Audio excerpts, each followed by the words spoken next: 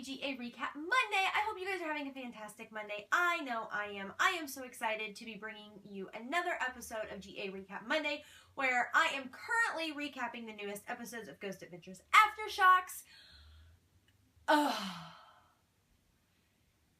This episode of Aftershocks, though, this one was tough. This one was really, really tough to get through. I think it may be an empath thing, but it was super hard for me to get through. I needed a box of tissues. I straight up ugly cried. I don't know if it's because I'm a mom. I don't know what it is, but there was just a lot of emotion that went through this episode where I just went, oh, you poor thing, over and over and over and over and over. The heaviness that surrounded me following this episode was just unreal. Because I am getting stronger, I've learned, in my abilities almost every day. I feel more, I'm opening myself up to more, and it's kind of biting me in the butt a little bit, because I'm finding myself more exhausted, and I'm finding myself really, my brain is not, like, centering on anything anymore. It's in a constant state of chaos, and I've been told that the more I open myself up, the more that this is going to happen, but I'm working really hard to like harness it and get it under control, but there are some days where I will wake up and I just feel off from the get-go. Like, I am emotional and I have all this weird crap running through my head, things that are completely irrelevant. I mean, just things that I know the answers to, and I start second-guessing myself and start second-guessing everything I'm feeling. It's just chaos. And this episode did not help that at all. I have been off since Saturday, since I've watched this. Like I said, personal stuff, just my brain is in 5 different directions. It's just a hot mess express. But we will get into all of that. Now, on this episode of Aftershocks, the guys caught up with the people from the Stonehouse Old Brewery and the Missouri State Pen. And now, as you guys all know, I live just down the road from the Missouri State Pen. And so that place has always kind of been near and dear to me, and we will get into that at the end of this recap. But we are going to start out with the Stonehouse Pub and Grill, or the Stonehouse Old Brewery. And Zach caught up with Nico Wu, who actually owns the brewery. And nothing good has happened at this place since they left. Now, if you remember, the Stonehouse had the old Chinese tunnels underneath of the building, and they are insanely freaking haunted by the miners and stuff that used to work under those tunnels. There's actually bones of Chinese workers under that Stonehouse that people can't get out because, or do anything with, like to properly bury them, which we've been told they want because it's so dangerous. But there has just been nothing but negative hit this place in misfortune since they went. Actually, the first thing she told us about was on Halloween of 2012, following the investigation that the guys had done. One of her friends was actually on a motorcycle, and he like pulled out into the street and was hit by a bus full of trick-or-treaters on Halloween. And then another person, a business associate, actually committed suicide shortly after that as well. And then Nico herself was in a wreck where one of the people died. And she has a friend that was also interviewed during the episode named Morgana Wise, and she's a psychic medium that's kind of helped Nico kind of identify the spirits that are there, along with this blood demon, which when I heard that, I was like, wait a minute. I know what a demon is. I get that. Okay, that is the thing that lives like in hell and whatever. I don't do them. I don't do demons. We all know that. But when I heard blood demon, I was like, well, that sounds like a whole new level of effed up. And it is. A blood demon is apparently a combination of a demon and a ghost. Now, I know a lot about the paranormal. I'd never heard of this particular instance. But I have learned that it is not friendly. Let's put on our big surprise face. An unfriendly demon. But from what I gathered, this thing has to kill to survive. So it will gain the energy, and like a spirit, and then it kills people to survive, like it possesses people, and then or causes them. So it feeds off of the death of someone living. You know what I have to say about that? Hell to the no. Not my idea of a good time. Just saying. And Morgana goes on to talk about her own son, and who has also committed suicide. Do you see why I was a hot mess express over here? Because just the pain that was in these people's eyes, talking about the tragic events that have unfolded around this, it made me wonder just how it just makes you wonder, you know, Zach and them go in here with all of these intentions, and they do, they go in with the best intentions, and it I think when you hear stories like this, it's like, you know, Zach and them in no way, I think, shook anything up. I think anybody could have done that. But when you poke something with a stick, it's like, don't wake the sleeping lion. And I think that this is the prime example of when you go into an investigation, or one of many examples of when you go into an investigation and you poke something that you don't know a lot about, and then when you figure it all out and kind of unearth their secrets,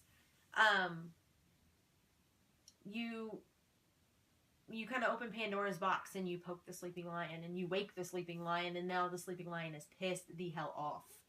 And I think that's really what's going on at the Stonehouse. There's so much negative energy that it is literally just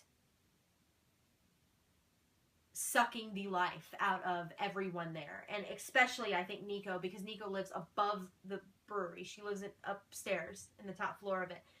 And Zach looked at her straight up and said, "You are a sweet woman. You have a sweet soul. You have a sweet spirit." And we all know Zach can read anybody like, you know, the cover of a book. And so he feels her energy. He knows that she is a kindred spirit. She's a sweetheart. And you can see it in her face. She just loves to love. And she is being sucked dry by whatever is there. And Zach was like, "Get out. Leave it. Let it go. Cut your losses. You cannot afford to be tormented, and it's not fair to you to be tortured with so much negative energy." And so I pray that she leaves and kind of leaves it behind. And it, again, Aftershocks has taken such a weird turn sometimes, and it kind of catches you off a little bit. In between interviews of the Stonehouse and the Missouri State Pen, Morgana was actually helping Zach off in, like, it was not recorded, but you could hear the audio. And she was, like, talking weird, and she basically gave Zach a cleansing of all of the negative energy that he maybe had felt during the interview and stuff like that. And she was talking about, like, all of these negative spirits and Zach was, you know, being affected by them. And then she's talking about how she's closing the heavenly portal and opening the portal to hell. And I'm sitting there going, whoa, whoa, whoa, that is backwards. You are not supposed to be opening anything with the word hell in it, woman. I mean, I get why she did it, like she was banishing stuff back, but oh, hell no. It's called, no, leave heaven open. Heaven's good. Heaven's pretty. It's light. It's airy. It feels good. Hell is, no. And I'm sitting there going, what on earth is, and poor Zach is like, he doesn't sound right, and he's tired. I'm like, oh, hell, here we go. Here we go. I just kept waiting for him to come out, like, all sweating and stuff. But he held it together. It was all good. But I just kept shaking my head, going, why are you opening the portal to hell, woman? That is... No, don't open the portal to hell. Leave heaven open. Heaven is good. Hell is bad. Whatever. She knew what she was doing. I'll leave it in her hands. I don't do that. That is not my gift. I just cry at everything. I was given the gift of emotion. But it was a really good catch-up, aside from being really odd and really weird, but, and really, really sad. Can we just say. But it was really, really good, and I think it just, again, it kind of shows you, don't poke the sleeping lion. Now, the second part of Aftershocks I'm really excited about because, like I said, it's a Missouri State Pen. And for any and all who do not know, the Missouri State Pen is located in Jefferson City, Missouri, which is about 25 miles south of where I live. And it is known as the bloodiest 47 acres in America, and it was actually built to solidify Jefferson City as the state capital. The state capital of Missouri used to be Mexico, Missouri, and now it is Jefferson City. And the Missouri State Pen really kind of solidified that. It was Missouri's only maximum security facility at the time, and it was built with really good intentions, but it quickly escalated and was a very deadly and dangerous prison, and there was a lot of death associated with the prison.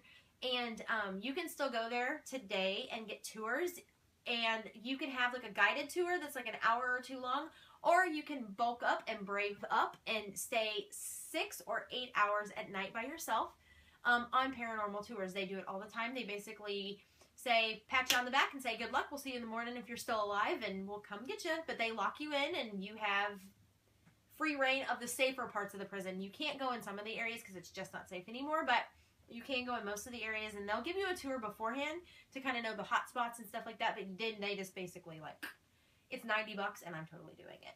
Just saying. But that has nothing to do with this. Woo, ADD. Now, we caught up with Maggie Scott, who's a paranormal investigator and was a tour guide at the prison. And this was a really interesting catch-up, too, because Maggie is obsessed. She has an unhealthy addiction to this prison on many, many levels. And it has gone so far that it has tore her marriage apart. Her and her husband, David, are currently separated, and it is because of her addiction to the prison. She is there all the time. She has had several negative experiences in the prison, and she's brought stuff home.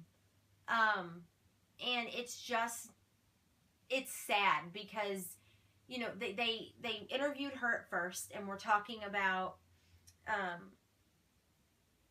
things, you know, while the things that have happened to her at the prison before, and when Zach had first met her. And you could tell she was just a different person in this interview. She was colder. She was a little more callous than she wasn't rude by any means, but she was just different. It was just like her soul was different. And she was just very to a point. I mean, it was almost like something else was controlling her. And something really weird kind of happened when Zach and Maggie were when Zach was just interviewing Maggie. Zach kind of stops the interview and his facial expression changes, and he's like, did you see that? Did you just see that? And something apparently had walked behind the crates, and Zach was really kind of pissed off at first, thinking that somebody was like crashing the interview. But everybody was like, dude, there's nobody back there. And so it was just kind of one of those weird moments. I'm like, oh, great, we get paranormal evidence on Aftershocks. Ha, awesome. But nobody's seen it. It was just kind of something Zach seen.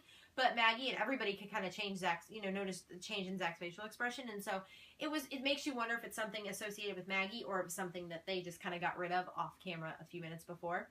But it was just kind of an interesting moment.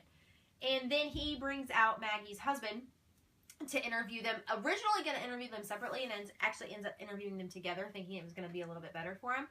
And he just flat out asks them, he's like, do you think that this prison addiction of hers, this obsession, has played, you know, a big part in their marriage? And he's like, they're like, in ending their marriage. And he's like, yeah, among other things, but yeah. And she's, you know, he's like, I feel like she's going to go to the prison with or without me. And he's like, is that true? And looks at Maggie and says, is that true? And she's like, yeah, it is. So it's just, it was so sad because you could tell that it was ripping them apart. It was absolutely ripping them apart. And it was just sad that the daughter comes out, and her daughter Morgan comes out, and they are talking to her, and they're just like, do you think your mom is obsessed? And she's like, yes, I do. She is really, really obsessed with this prison. And they're like, do you think that she's brought things home? And they're like, she's like, yes. They've all had experiences in the home, and none of them have been good. It's, you know, noises and shadows and things like that. And Zach kind of makes a point to really get her to understand, look, this is overexposure at its best. You are becoming so obsessed with this place. This place is sucking you in because it knows it can. Its claws are skin deep into you. And they are not going to stop. They're going to keep drawing you back. They're going to keep calling you back. They're going to keep begging you to come back. And she just didn't care. You could just tell in her face she did not give a damn. She was like, I don't give a, you know, without saying I don't give a shit, she's like, I don't give a damn. I'm not going to stop. This is my life. This is what I want to do, and this is what I'm going to do. So it was just really sad, and you could see the sadness in Zach's eyes because she essentially looked at Zach and was like, I don't give a damn. I don't care what they say or what people do. I'm gonna go because I want to be there, and I feel this protection of this entire place. And it is one of those things where you just think of places like Ohio State Reformatory and, you know, previous episodes where you hear the same story. It's like you work in an environment with such negative energy, and we all know prisons are insanely freaking haunted, and there is nothing but negative energy there. And you hear the same story over and over and over. Person starts working there because it's interesting. Person's there for so long. They have negative experiences. They take things home. They go back. They're drawn in even more. They go back again. Things happen. They start fighting with people that they've been friends with for years. Or family. And then marriages get ripped apart. Someone gets physically hurt. Someone gets killed. You hear these stories over and over and over, and I think that it's just like a PSA for overexposure to negative energy. Don't do it. If you think, you know, if people are seeing a change in you, you're not going to see it because you have adapted. Your body has adapted to that negativity. And so when someone that loves you, that you know loves you and respects you, and they go, wait a minute, hold up. Hold the freaking phone. You are acting wonky on a whole new level. Like, you're acting weird. You're not being yourself. You're not making any sense. This is not who you are. You are snappy. You are short fused. You are isolated. You are distant. And someone calls you out, listen, because chances are they're noticing something that you are not, and you are not going to notice because whatever has got a hold of you doesn't want you to. All they want you to do is keep doing what you are doing. And so it was just so sad because she's not going to give that place up. She's willing to give up her family, her friends, her life, possibly her safety, her health, her mental well-being, all for this prison. And it's like, woman, it's not worth it. It's really not worth it. A big stone building is not worth it. It's not worth your family. It's not worth your sanity. It's not worth your health or your well-being. But she can't see that. And when people can't see that, it's just not going to happen. When they don't want to see it, they're not going to see it. It doesn't matter how much you look at them and go, would you stop? They're not going to because they don't want to. And whatever has got a hold of them doesn't want them to. And so I hope that in time she realizes that it's not really healthy. I mean, Zach even gave her the example of the Ohio State Reformatory where, you know, all the tour guides started fighting. They all left. They didn't want to come back. They were taking negative things home. And she's like, look, it's overexposure at its best. And you have been overexposed way too much. And you need to step back. You need to take a break. You need to say no. And she's just like, okay. But you can tell she's not going to. And you can tell that this is just taking a major toll on Zach. Like, week after week, I'm seeing it in his face. You're just like, he's just like, oh my, you know, because nothing good has come out of it. Nobody's come there and sat down and said, I'm doing great. And, you know, or things are going really good, or we've had this happen, or we've had this happen. People week after week have died, and they've been sick, and they've been hurt, and their families have been ripped apart, and it's just like, and you know, poor Zach has to be sitting there going, I'm doing this for the greater good. I'm doing this for the sake of research. I'm doing this. But he's got a heart that people forget exists. I mean, Zach's got a heart. He is, if anything, he wears his emotions on his sleeve. I mean, being an empath, that's what we do. Our hearts are right here all the time. And it makes it so easy for them to get broken and shattered and destroyed because you love so deep and you put everything you have into what you care about the most.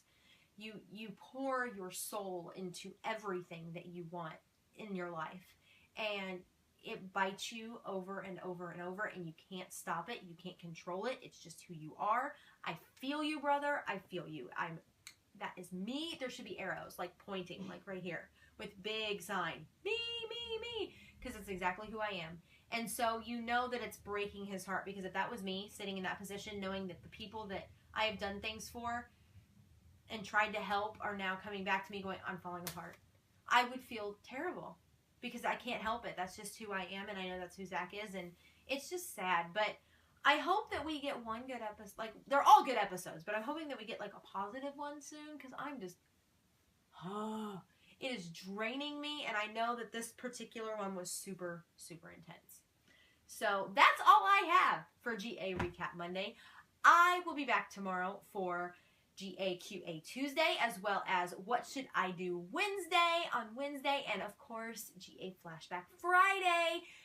So there is going to be a whole weekly lineup of videos coming your way, and you can start submitting all of your general paranormal questions for What Should I Do Wednesday, and tomorrow's video, which is Ghost Adventures related all day, all the live long day. So get those questions in to me in the comments below, and I will see you guys tomorrow for GAQA Tuesday. Until then, stay happy, stay healthy, stay warm, avoid the pollen, avoid the allergies, avoid whatever, but enjoy the spring-like weather, and I will see you guys tomorrow